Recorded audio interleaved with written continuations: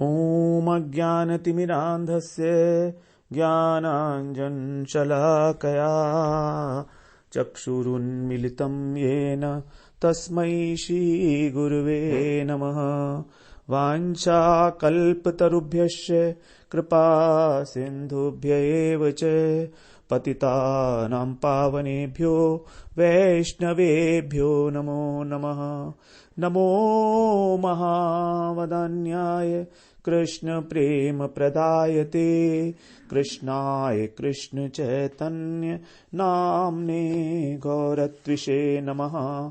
हे कृष्ण करुणा सिंधो दीनबंधो जगतपते गोपेश गोपिका कांत राधा कांत नमोस्तुते।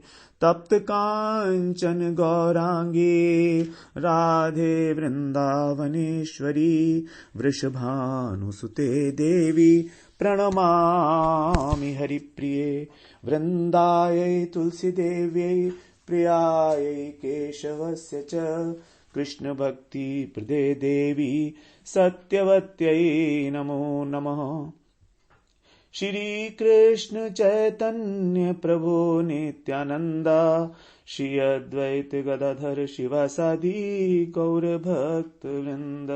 हरे कृष्णा कृष्णा कृष्णा हरे हरे, हरे राम राम राम हरे हरे। हरे कृष्णा। सर्वप्रथम मैं अपने गुरुपाद पद ओम विष्णुपाद अष्टोत्तर शत श्री श्रीमद् भक्तिवेदांत माधव गोस्वामी महाराज के चरण कमलों में अनंत कोटि दंडवत प्रणाम ज्ञापन करता हूँ। हम लोग श्रीमद् भगवद गीता के 9वें अध्याय का श्रवण कर रहे हैं, जिसमें हमारा 14वां श्लोक चल रहा है।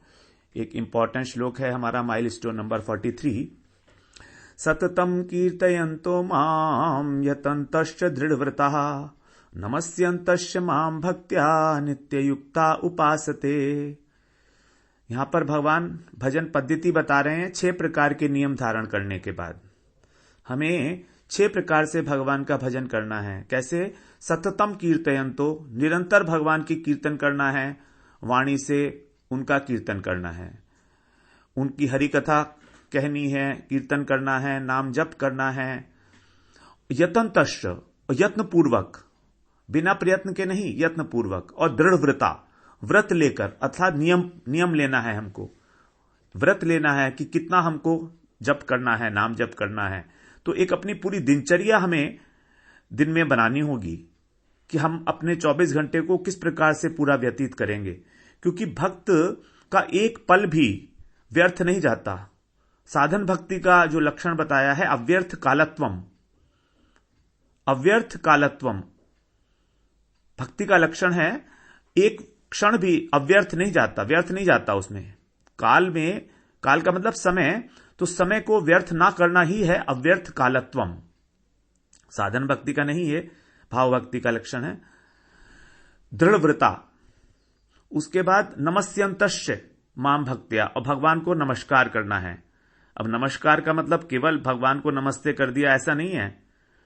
It is not a formality. पूरे हृदय के साथ साष्टांग प्रणाम, सब कुछ भगवान को निवेदन करके। नमः न मोह, जब वहां पर मोह कुछ रहा ही नहीं, अहम नहीं रहा, तभी हमारा प्रणाम वास्तव में प्रणाम कहलाएगा। भक्त्या, प्रीतिपूर्वक, नित्य युक्ता उपासते, भगवान से जुड़कर, भगवान के साथ संबंध मानकर। यह है भगवान भजन करने की पद्धति, जिससे भगवत प्राप्ति होती है। तो हम लोग बात कर चुके थे यतन्तश्च के विषय में, कि हमको यत्न कैसे करना है। जिस प्रकार की गृहस्थ यत्न पूर्वक अपने परिवार का पालन पोषण करता है, उसी प्रकार से हमें पूरे उत्साह के साथ, पूरी लगन के साथ भगवान का भजन करना है। और आगे बता रहे हैं दृढ़ व्रता, यत्न दृढ़ व्रती होकर करना है, व्रत लेकर। मतलब ये नहीं कि एक दिन किया, 2 दिन की छुट्टी हो गई, फिर एक दिन कर लिया, कभी कितनी माला कर ली, कभी कितनी माला कर ली, कभी भागवत का श्रवण किया, गीता का श्रवण किया, कभी नहीं किया। हमारे साथ अक्सर होता है ऐसे, अधिकतर हमसे ऐसा होता है कि हम लोग जब उत्सव होते हैं, कार्तिक मास होता है, तो बड़े जोर शोर से भगवान का भजन करते हैं नियम पूर्वक, क्योंकि वो तो है ही नियम सेवा है कार्तिक में, तो लेकिन उसके बाद फिर सब भूल जाते हैं कि बस अब बहुत हो गया, हमने अपना कार्तिक पूरा कर लिया, पुरुषोत्तम मास पूरा कर लिया, फिर अब रिलैक्स कर लें थोड़ा। तो क्या भजन में कोई रिलैक्सेशन का प्रोविजन है क्या कि अब अगले वर्ष जब आएगा कार्तिक तब हम करेंगे? ऐसा व्यक्ति कभी भी दृढ़व्रती नहीं होगा। व्रत का अर्थ है कोई ना कोई नियम लेना है हमको, जिससे हमारी निष्ठा मजबूत हो जाए भगवान में। संख्या पूर्वक नाम गाम करना है हमको, एकादशी का व्रत करना ही करना है, कोई इसमें भूल चूक नहीं किसी प्रकार की। चाहे कोई कितना ही बड़ा फंक्शन हो, चाहे किसी की मृत्यु हो गई हो घर में, तो भी एकादशी करनी है। कुछ लोग प्रश्न करते हैं कि घर में अगर मृत्यु हो जाए तो एकादशी करें कि नहीं करें। तो उन लोगों से प्रश्न है कि जब किसी की मृत्यु हो जाती है तो उस दिन खाना खाते हैं कि नहीं खाते हैं, भोजन करते हैं कि नहीं करते हैं, शयन करते हैं कि नहीं करते हैं? तो जब भोजन कर रहे हैं, शयन कर रहे हैं, तो फिर एकादशी क्यों नहीं करेंगे? तो हमको व्रत लेना होगा, और परमार्थ संबंधी हमारा जो भी निश्चय है वो दृढ़ होना चाहिए, दृढ़ व्रता। लेकिन जो लोग संसार के भोग में और संग्रह में लगे हैं, उनका निश्चय दृढ़ नहीं हो पाएगा। यदि हमारी सारी की सारी ऊर्जा इस संसार के भोगों को इकट्ठा करने में और उनको भोगने में ही लगी है, तो फिर परमार्थ की तरफ से हमारा कभी दृढ़ नहीं हो सकता व्रत। कभी करेंगे, कभी नहीं करेंगे, क्योंकि जो भोग और ऐश्वर्य वाली बुद्धि है वो अनेक अनेक शाखाओं वाली बताई है भगवान ने। निश्चयात्मक बुद्धि नहीं हो सकती वो। धन मान सम्मान इकट्ठा करने के लिए अनेक अनेक प्रकार की हम लोग युक्तियां सोचते हैं, तरीके अपनाते हैं। ऐसे व्यक्ति की बुद्धि भगवान में एकनिष्ठ कैसे होगी? दूसरे अध्याय में भगवान ने बिल्कुल स्पष्ट कर दिया है 44वें श्लोक में, भोग ऐश्वर्य प्रसक्ता नाम तया अपहृत चेतसाम। अपहृत चेतसाम, उसके चित्त का तो मानो अपहरण ही हो गया है। जो भोग और ऐश्वर्य में, ऐश्वर्य का मतलब संग्रह, भोग और संग्रह के अंदर जो प्रकृष्ट रूप से आसक्त है, अर्थात उसकी ये जो भोग की और संग्रह की प्रवृत्ति है ये लगातार बढ़ती चली जा रही है, तो उसका जो चित्त है वो तो अपहरण हो चुका है। अब उसकी बुद्धि किस प्रकार से व्यवसायात्मिका बुद्धि होगी? व्यवसायात्मिका बुद्धि समाधो ने विधीयते। तो ये निश्चयात्मक बुद्धि का बड़ा महत्व है। शुरू से ही हम लोग इसकी चर्चा करते चले आ रहे हैं। भगवान ने बुद्धि के ऊपर इतना अधिक महत्व दिया है, क्योंकि बुद्धि अगर ठीक है तभी तो हम भजन करेंगे ना। हम वही काम करते हैं जो हमारी बुद्धि कहेगी, जिसमें हमें फायदा होगा, लाभ होगा। तो इस प्रकार से हम लोग जो भी नियम बनाएं, चाहे कम ही हो लेकिन दृढ़ हो। यह नहीं कि हमको 64 माला ही करनी है एक दिन में, ऐसा नहीं। आप 4 माला करिए, 8 माला करिए, लेकिन 4 का नियम होना चाहिए बस। रात को सोएंगे नहीं अगर 4 माला नहीं हुई तो, रात भर करेंगे, पूरी करके सोएंगे। भोजन नहीं करेंगे यह हमारा नियम पूरा नहीं हुआ तो ये शयन और भोजन ये तो हम करते हैं और माला करने में गड़बड़ कर जाते हैं। शयन और भोजन के अंदर तो हमारा बड़ा दृढ़ व्रत होता है, बड़ा आग्रह होता है कि आज तो डिनर करना ही करना है, आज तो इतने घंटे सोना ही सोना है। इन दोनों में तो बड़ा दृढ़ व्रत होता है हमारा, और भजन में भूल चूक कर देते हैं हम लोग, रिलैक्सेशन कर देते हैं कि चलो आज नहीं तो कोई बात नहीं हुआ, कल कर लेंगे, अपनी सुविधा के अनुसार कर लेंगे उसको। ऐसा नहीं करना चाहिए। जिसके जीवन में दृढ़ता नहीं है वो तो संसार के अंदर भी सफलता नहीं प्राप्त कर सकता।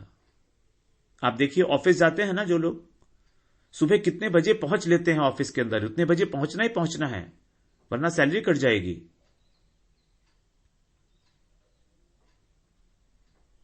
तो इसी प्रकार चाहे कोई भी मार्ग हो, चाहे कर्म मार्ग हो, चाहे ज्ञान मार्ग हो, भक्ति मार्ग हो, नियम तो आवश्यक है, दृढ़ नियम आवश्यक है। और जब नियम का पालन कष्ट उठाकर किया जाता है थोड़ा सावधानी से सुने। जब नियम का पालन कष्ट उठाकर किया जाता है तो वो नियम जागृत हो जाता है।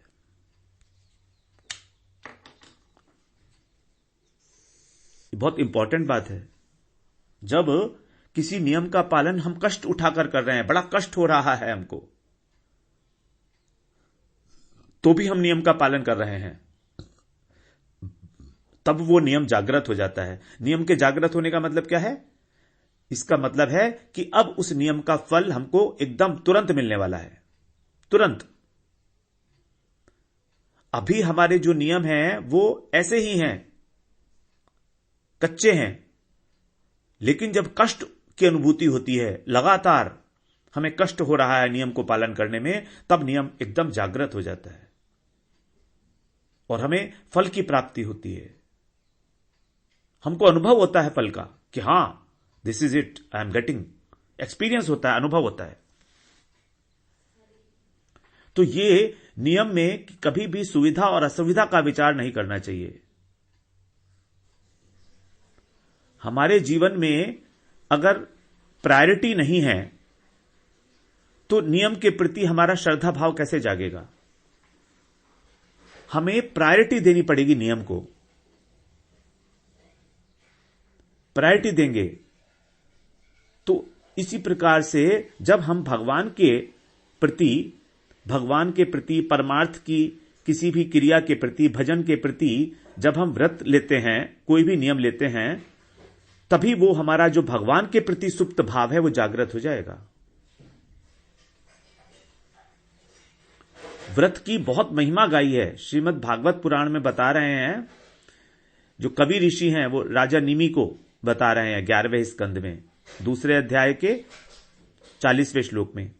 एवं व्रतः स्वप्रिय नाम कीर्त्या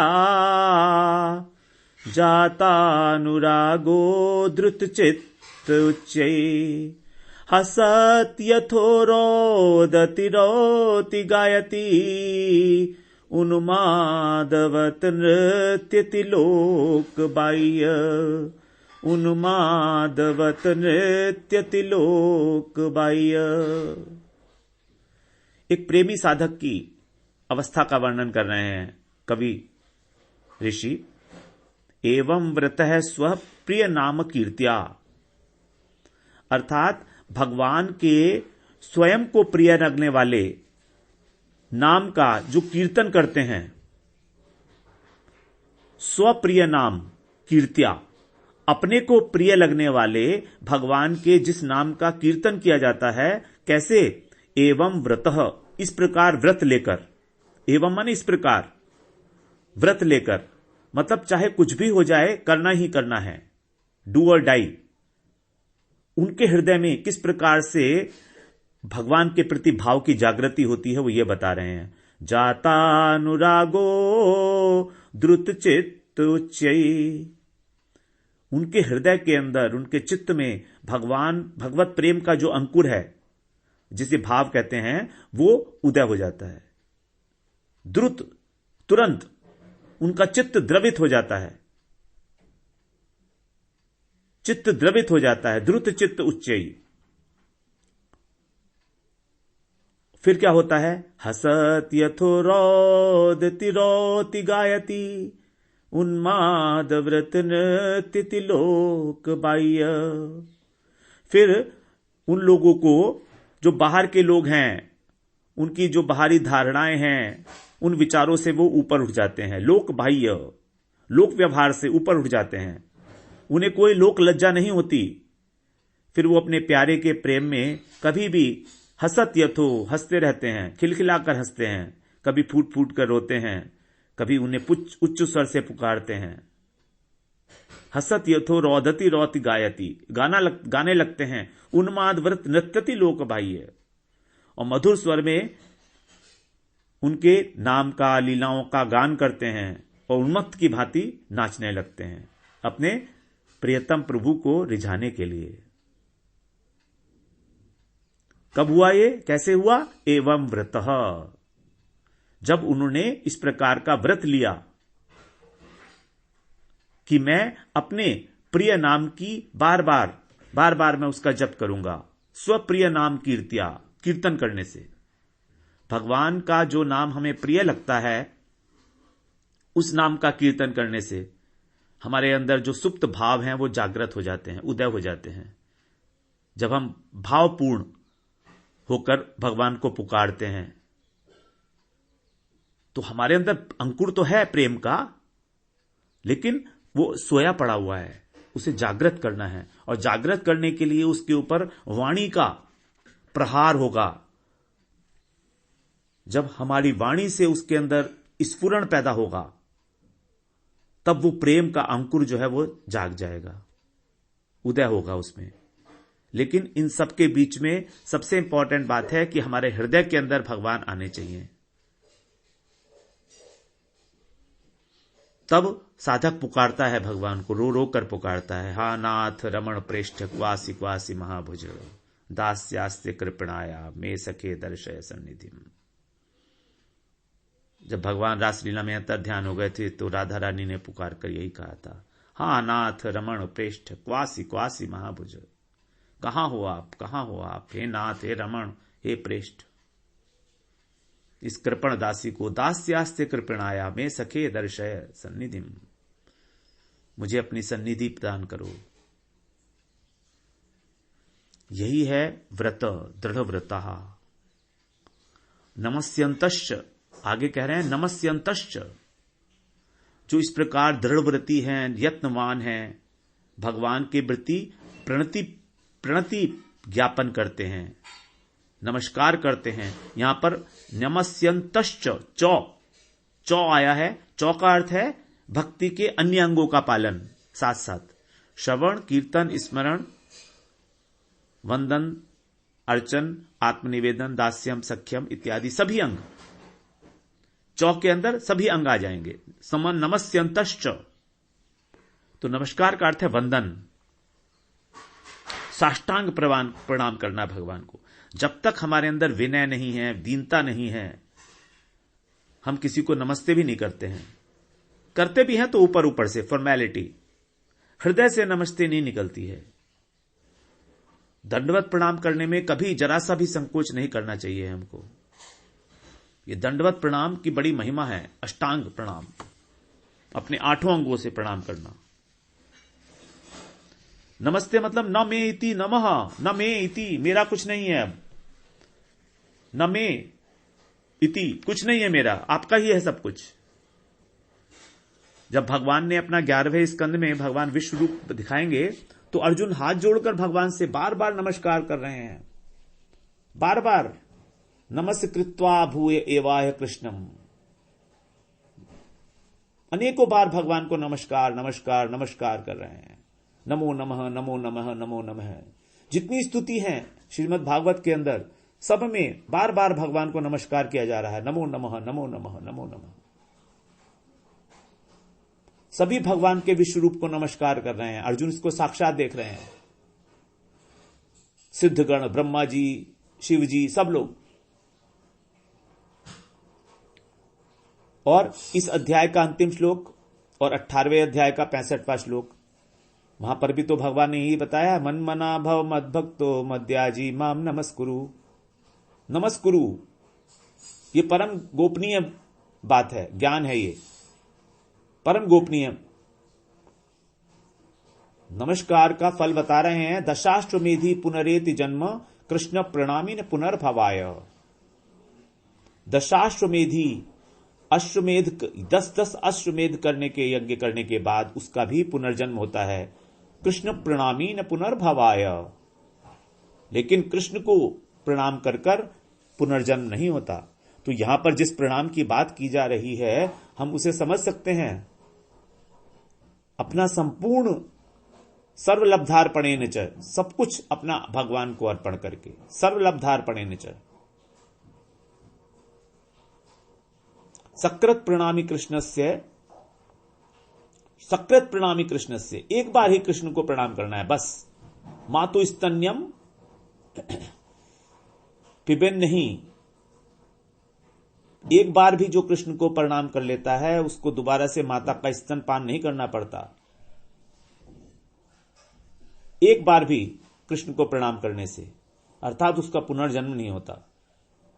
अक्रूर जी ने भगवान को वंदन के द्वारा प्राप्त किया था। अक्रूर जी ने, जब अक्रूर जी भगवान को लेने जा रहे थे वृंदावन में मथुरा से, तो जब उन्होंने कृष्ण के चरण चिन्ह देखे थे तो दूर से ही रथ से उतरकर उनको साष्टांग प्रणाम किया था, चरण चिन्हों को। आहा, मेरे प्रभु के चरण कमल। विभोर हो गए थे अक्रूर जी। अक्रूर जी की जो भक्ति थी वो वंदन भक्ति ही मानी गई है। नवधा भक्ति में अक्रूर जी आचार्य हैं वंदन भक्ति के। और यमराज जी ने आदेश दिया अपने दूतों को स्पष्ट रूप से अजामिल के प्रसंग में, जीवान भक्ति भगवत गुण नाम ध्येयम चेतश्न स्मरति तच्चरणारविंदम कृष्णाय नो नमति यच्छिर एकदापि तानानय ध्वमसतो अकृत विष्णु कृत्यान् तानानय ध्वमसतो अकृत विष्णु कृत्याम्।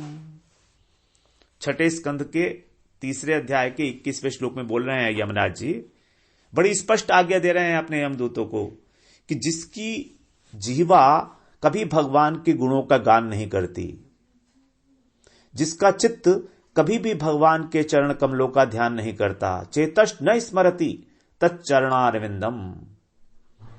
और आगे क्या है, कृष्णाय नो नमति यच्छिर एकदापि, जिसका सिर कृष्ण के लिए एक बार भी नहीं झुकता, जो एक बार भी कृष्ण को नमन नहीं करता, नमस्कार नहीं करता, ताना नयध्वमसतो अकृत विष्णु कृत्यान। वो व्यक्ति कैसा है, असत, असाधु है, दुष्ट है, उसी को मेरे पास लाया करो। तान अनयध्वम, उसी व्यक्ति को मेरे पास लाना। क्यों लाना, अकृत विष्णु कृत्यान, कि विष्णु के प्रति जो करने योग्य कार्य है, विष्णु कृत्याम, भगवान के लिए जो करने योग्य कार्य है वो तो उसने किया ही नहीं, अकृत, वो किया नहीं है। तो भगवान के लिए विष्णु कृत्य क्या है, विष्णु कृत्य यही है भगवान का भजन। वाणी से भगवान का नाम निकलेगा, सिर से भगवान का प्रणाम होगा, हाथों से भगवान का मंदिर मार्जन होगा, पैरों से प्रदक्षिणा की जाएगी, परिक्रमा की जाएगी, मन से स्मरण होगा, नेत्रों से भगवान के श्री विग्रह का दर्शन होगा, कानों से हरि कथा का श्रवण होगा। यही है विष्णु कृत्यान। श्रवणम कीर्तनम विष्णु स्मरणम पाद सेवनम अर्चनम वंदनम दास्यम सख्यम आत्मनिवेदनम इति पुंसार्पिता विष्णु। विष्णु, यही है विष्णु के लिए किए गए कृत्य। तो जो भी व्यक्ति इनका पालन नहीं कर रहा है, यमराज जी कह रहे हैं उसको ठीक है मेरे पास ले आइए, नरक में डाल देंगे उसको। और जो ऐसा करता है उसको छूना भी मत, वो तुम्हारे चार्ज में नहीं है, वो मेरे चार्ज में नहीं है यमराज के। उसको भगवान को जो करना होगा करेंगे।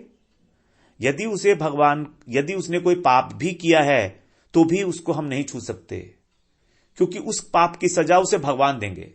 वो तो भगवान का व्यक्ति है ना। अब वो हमारे क्षेत्र से निकल गया, कार्य क्षेत्र से, हम नहीं छू सकते। भगवान को उसे जो सजा देनी होगी वो देंगे, उनकी मर्जी है। उसको मत छूना तुम, वरना वैसे ही पिटोगे, वैसे ही तुमको मार के भगा दिया जाएगा, जैसे इस बार अजामिल के प्रसंग में तुमको विष्णु दूतों ने और हड़का के डांट के तुम्हें भगा दिया वहां से। क्योंकि जब अजामिल को लेने के लिए गए थे यमदूत, तो अजामिल के मुख से जब नारायण शब्द निकला तो तभी उसी समय वहां पर विष्णु दूत आ गए थे और उन्होंने यमदूतों को बहुत डांटा उनको, और कहा कि तुम इसे छोड़ के जाओ वरना तुम्हें भी मार देंगे हम लोग। तो यमदूत जो हैं, जब यमराज से आके शिकायत कर रहे हैं कि भगवान वो लोग कौन थे जो आए थे हमें डरा रहे थे, हमको डांट रहे थे, तब यमराज जी ने उन्हें बताया कि अरे वो भगवान के दूत हैं, जिसके मुख से भगवान का नाम निकला है, हमारा उसके ऊपर कोई अधिकार नहीं रहा। अब चाहे उसने कितने ही पाप किए हो जीवन में, अंत समय में भगवान का नाम निकला है तो वो भगवान का ही हो गया।